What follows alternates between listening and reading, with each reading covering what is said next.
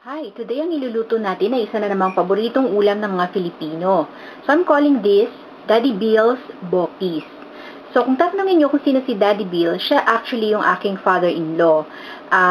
Paborito ko kasi yung luto niya ng Bopis noong nabubuhay pa siya. Sadly, he passed away 2 weeks after ko mag-give birth dun sa aking panganay. Pero ito ang isa sa mga luto niya na gustong-gusto ko. Ang mga ingredients natin para sa ating Bopis ay this is 1.5 tablespoons ng finely minced garlic, 3/4 of a cup ng chopped onions.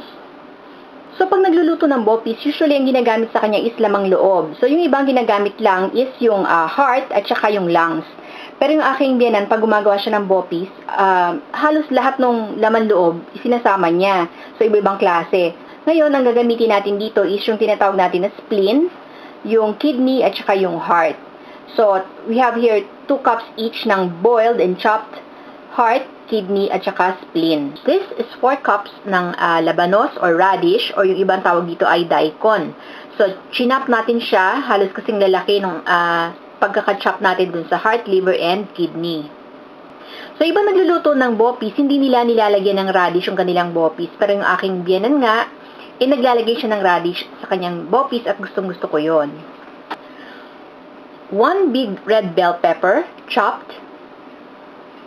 2 pieces ng laurel or bay leaf. 4 pieces ng dried siling labuyo. So, kung gusto niyo na mas less yung pagkaanghang niya, bawasan niyo yung siling labuyo, or kung gusto niyo naman na mas maanghang, dagdagan niyo.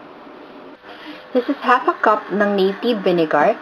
This is 1 cup ng broth na pinagpakuluan natin ng ating spleen, heart, at saka kidney. You also need atsuete water, pampakulay, 1 Knorr chicken cube. Kailangan din natin ng cooking oil for sautéing, and salt and pepper or patis to taste. What I have here is a pan at lalagyan natin siya ng konting cooking oil. At kapag mainit na yung ating cooking oil, i-add natin yung ating minced garlic. So, isusutay lang natin to hanggang pumula or maging fragrant yung ating garlic. So, medyo mapula na at saka fragrant na yung ating garlic. So, isasama na natin kasunod yung ating onions.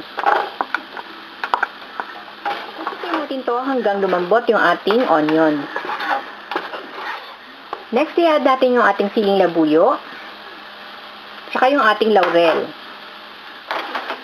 Yan. So, yung mga spices, mas mainam inilalagay natin siya sa bandang una kapag ka nagluluto tayo kaysa sa bandang huli. Kasi mas lumalasa siya kapag ka nagigisa. Mas lumalabas yung flavor niya, bale. So, na pwede na natin i-add yung ating meat. So, ilalagay natin yung spleen, yung kidney,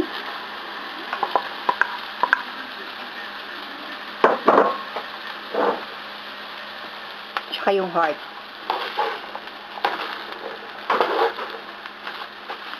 Next, i-add natin yung ating broth. Start na tayo mag-season with pepper, a little bit of salt, pati na rin yung ating Knorr chicken cube. So, i-crumble lang natin siya. Haluin natin ulit. So, ito, bali tatakpan muna natin at hayaan natin mag-simmer. Balikan natin. Yan, so kumukulo yung ating bopis. Ngayon, pwede na natin isama yung ating atsuete water.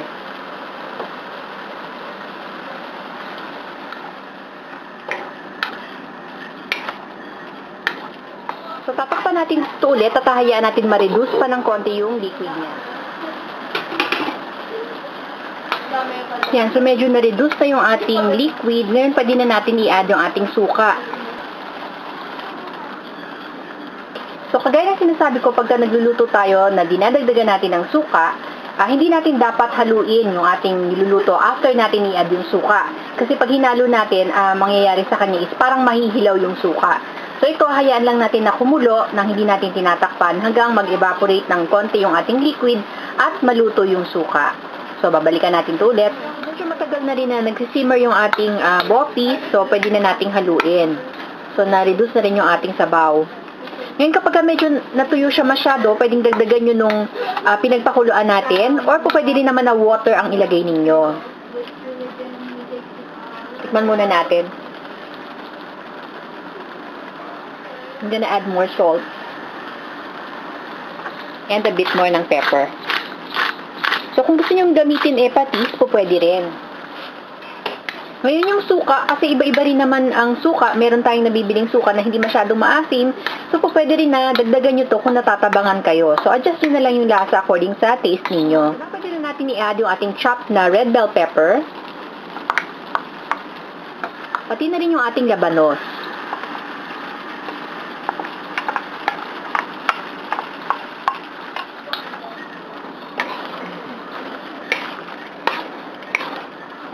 So, takpan natin ulit to at hayaan natin ulit mag-simmer. Ito na ngayon yung ating bopi. So, makita nyo medyo masabaw siya ng konti kasi gusto nga namin medyo maraming sabaw at sinasabaw ng mga anak ko sa kanin.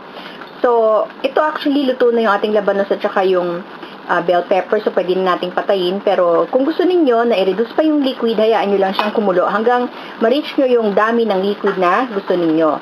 So, adjust nyo na lang din yung taste kung ano sa tingin nyo yung kulang, like kung gusto nyo mas maasim pa ng konti, dagdagan nyo ng vinegar, or kung gusto nyo naman na mas maalat, dagdagan nyo naman ng salt, or pwede rin yung pepper. So, pwede na nating patayin yung apoy ngayon. So, this is how we're serving our bopis. So, ano pa ba ang masarap na kasama nito kundi mainit na kanin. So, sana nagustuhan nyo yung ating video for today at sana i-try nyo naman tong ating recipe. Maraming salamat ulit sa panonood. Hanggang sa susunod.